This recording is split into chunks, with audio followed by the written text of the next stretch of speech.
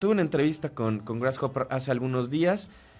Está subtitulada, entonces si la están viendo en el 18, pues pueden ir leyendo ahí, o si mascan el inglés, pues ahí también le entenderán. Ay, perdonarán mi inglés que está medianón, pero si la están checando, si están escuchando el programa más en el 96.9 y no hablan inglés o no le llegan a entender, vamos a subir la entrevista a ver si hoy o mañana a nuestro canal de YouTube, de todos modos, para que puedan checarla. Vamos entonces con esto, ahorita volvemos. My first, not question, but the introduction, is that I saw Anton Newcomb from the Brian Johnston Massacre posting a lot of photos and videos of you and saying, "Wow, man, Mercury Rev sounds really loud and really powerful," and it was like, "Wow, that's amazing," because Yeah. for me, Mercury Rev it's a very like fine band, like you play or at least and the record sounds very delicate at moments and of course have very powerful moments too, but it Yeah. was it was really amazing to see Anton talking about the band live that way. Yeah. Yeah. We were playing a lot more of kind of the rockers. And so it was, we played a few of the ballads and stuff, but yeah, mostly we played a lot of rockers and stuff. So but there was still that intricacy and delicateness in parts and things. But yeah, we were rock. It's quite exciting too because you're a very influential band and a lot of new bands or older bands like for example Brian Johnston Massacre mentioned you or someone like newer bands mentioned you as reference, but there are new bands that excite you or that serve as an influence in these years for Mercury Rev. Uh, yes, I mean, well, like Low, the band is great, although they've been around for quite a while. But we love Low and Brian Jonestown, and yeah, some of the younger bands I have to check out a lot more because during the pandemic I've been listening to a lot of older stuff, uh, finding out, listening to older Leonard Cohen and Bob Dylan and things like that, jazz and stuff. But yeah, I there's this one new band I heard, the Horse Lords, and they were really excellent. Do you know them? Yeah, of course. Yeah, The I think they the, were. the latest album is amazing. Yeah, yeah. And Riley Walker, we love Riley Walker.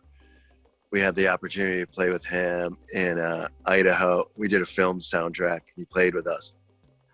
That was really awesome. Uh, Talking about that, I know that you have a lot of influence, and uh, some of this interview it's a little bit about something specific, but we will get to that later. But Okay. you were mentioning things like, for example, Leonard Cohen or jazz music or very different kind of sounds. And what kind of music or bands you think had an influence on Mercury Rev that people don't regularly believe or relate to your sound? Like, okay, maybe this stuff we listen to this a lot, but people don't really talk about us these bands or this kind of music. Ah, wow. Like we listened to everything, even just on the tour bus.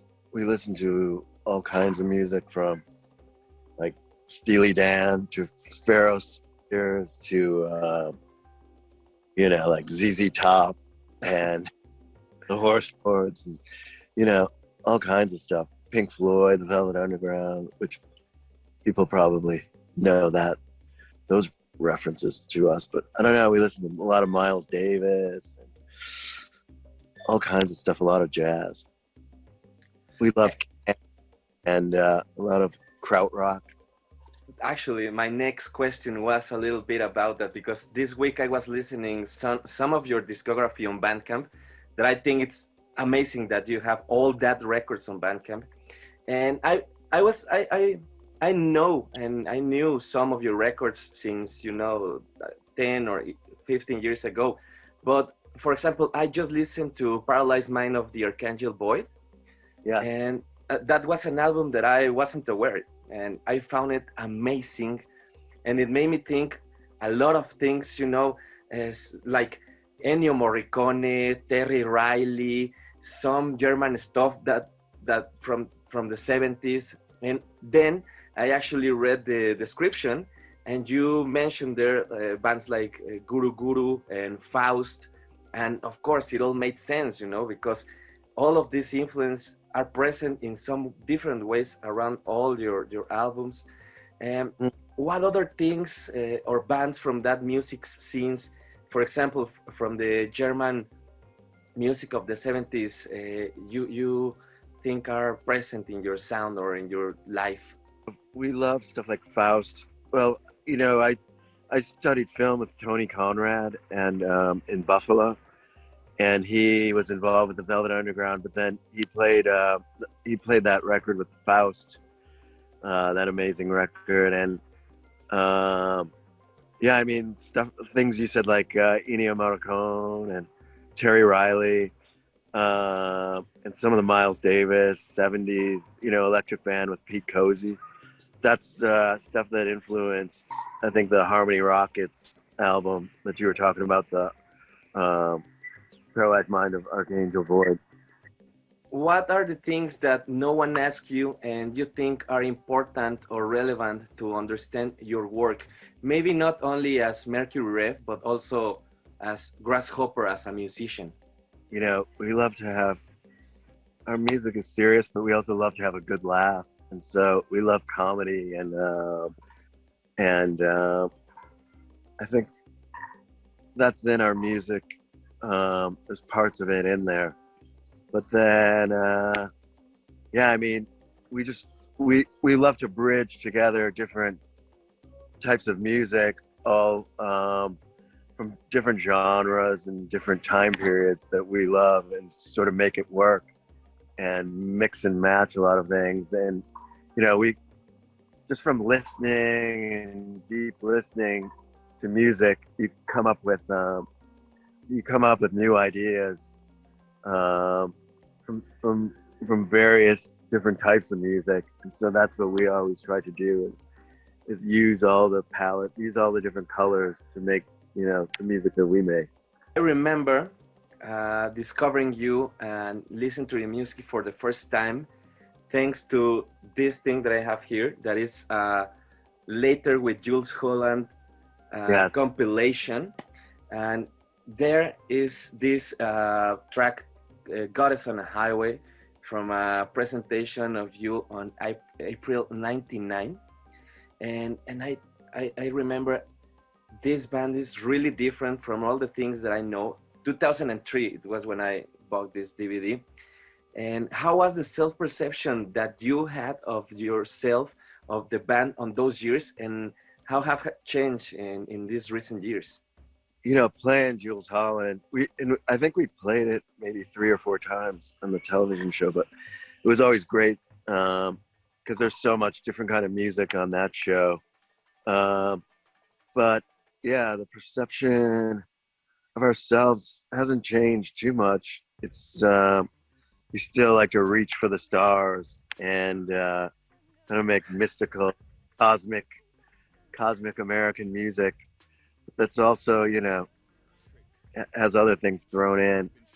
Um, you know, another thing we've been listening to a lot recently was the desert music of Africa, and there's so many good, uh, so much good music there, and yeah, just tying all these things together, different genres, and trying to keep that going to make it interesting for not only us but the listener, and you know, keep changing. Of course, and it's interesting because a lot of music from Africa has this psychedelic but different kind of Yeah, perspective. It's awesome. Uh, what's the most important thing for a band like Mercury Rev to deliver a great live show nowadays? I think just a lot of energy and you know, there's some theatrical element to it, but and the sound, you know, we have a great sound man, so it's got to sound like very powerful. But yeah, all that stuff, and we love the lights, you know, play a very big role, I think, in with the music and the lights and creating the atmosphere. Awesome. And I have a last question. What things are better now than when you started? A lot of the clubs are better. Like when we started, um, especially like in America, you know, just the sound systems are better, and the food is better, and the beer is better, and you know, mostly like the sound systems and backstage areas um, are just a lot better now. So it makes it fun touring. Having fun then. Yeah, we're still doing it. That's all. Thanks a lot. Thanks a lot, Mr. Grasshopper. I hope to see you on the show here in Mexico. I And hope to see you. I'm a big fan of Mercury Rev, so I'm anxious to be in the show. Thank you so much. Come by and say hello. Of course. Take care. Thanks. Bye bye. Bye.